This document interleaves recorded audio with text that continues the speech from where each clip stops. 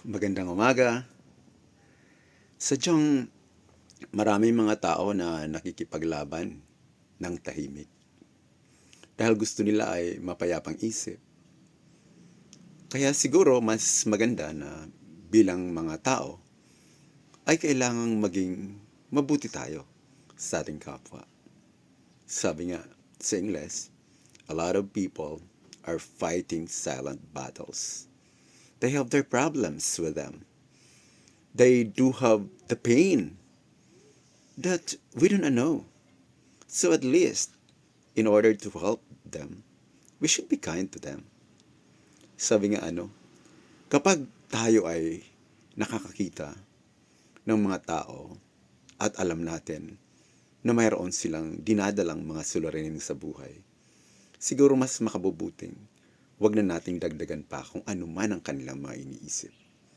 Dahil dito, makakatulong tayo para maging mapayapa ang kanilang mga kaisipan. Siguro hindi natin alam, nakangiti sa atin ang tao, tumatawa ang tao, o di kaya sa tingin natin ay wala siyang problemang dinaramdam o wala siyang bigat ng damdamin na dinaramdam.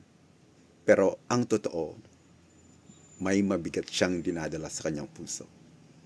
Na kung tayo ay magiging mabait sa kanila, siguro ay matutulungan natin silang makapag-cope up. Matutulungan natin silang maging at peace. Dahil tayo ay dapat magmalasakit sa ating kapwa.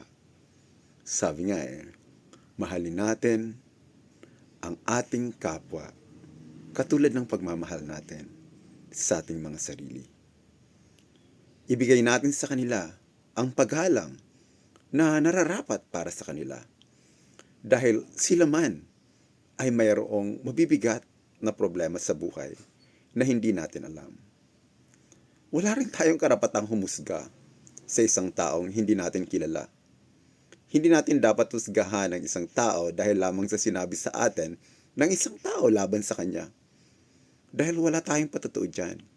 Hindi natin nakita ang katotohanan sa kanyang buhay. Siguro, kung makakasama natin sila at makakadaupang palad, makakausap sa mga bagay-bagay, siguro pwede tayong humusga kung ano ang uri ng tao siya. Pero wala pa rin tayong karapatang ipagkalat ito kahit kanino man. Dahil tayo, bilang mga tao, ay dapat marunong rumespeto sa ating kapwa. At dapat din nating irespeto ano man ang lihim na mayroon ang ating kapwa. Kaya't kung sakali na may mga taong magsasabi sa atin, magbubukas ng kanilang puso at sasabihin sa atin ang kanilang mga nararamdaman, ang kanilang mga nadarama, ang laman ng kanilang isipan, siguro itago na natin ito sa ating mga sarili at hindi na natin kailangang sabihin sa iba. Dahil tayo pinagkatiwalaan, nagbukas ng puso para sa atin. At sana, ang pagbubukas nila ng puso na yon ay bigyan natin ng respeto.